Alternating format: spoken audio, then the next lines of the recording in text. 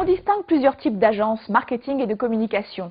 Dans la sphère traditionnelle, tout comme chez les pure players du web. Parmi les métiers que recouvre cette appellation, somme toute peu précise, il en est un qui mérite d'être présenté spécifiquement, tant son rôle est important. Il s'agit des agences médias, des entreprises de premier plan dont le rôle tout à fait notable appelait des explications de nos experts. Aujourd'hui, le métier de l'agence média, c'est de permettre à nos clients de se repérer un petit peu dans l'écosystème digital global.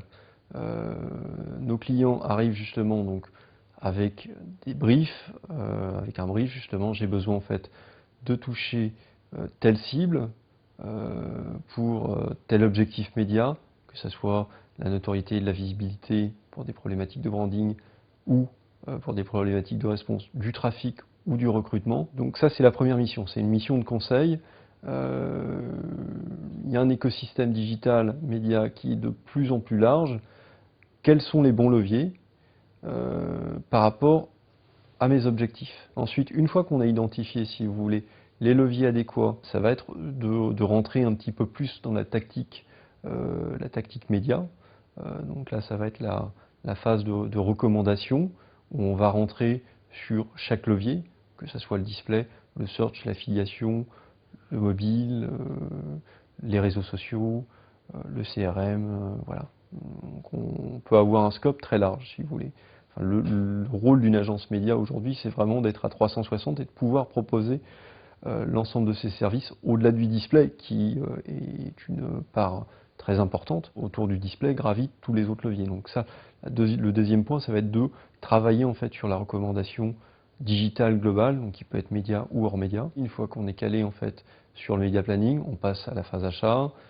Ensuite, il y a toute la partie mise en place, la partie trafficking, donc qui est le fait de pouvoir suivre, si vous voulez en fait, l'ensemble des résultats. Donc on va héberger toutes les créations sur notre ad server pour pouvoir justement optimiser en cours de campagne de manière très réactive en fait les résultats. Le jour J, on lance la campagne et moins de 24 heures après, on commence les optimisations puisqu'on a déjà les premières remontées en termes de performance. La fréquence varie en fonction justement des objectifs. Si on est plutôt sur un objectif de notoriété, on va pouvoir avoir un petit peu plus de temps pour optimiser. Il va falloir qu'on voit un petit peu quelle est la montée en charge justement sur en termes de couverture et autres.